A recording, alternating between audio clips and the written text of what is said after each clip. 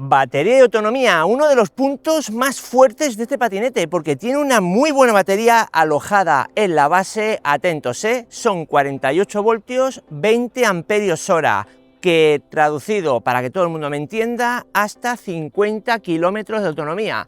Así que fijaros la cantidad de kilómetros que nos puede ofrecer con una sola carga, hasta 50, luego depende de por dónde vayamos, si lo llevamos deslimitado a toda castaña 50 por hora, nuestro peso, pero en cualquier caso ya partimos de una cifra bastante elevada, así que por ese lado muy bien.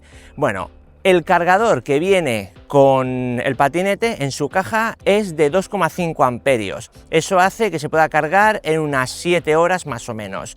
Un tiempo, bueno, pues más que suficiente, o al menos menos que una jornada laboral. Así que si lo llevas a trabajar, le metes una buena carga y podrás circular sin problema.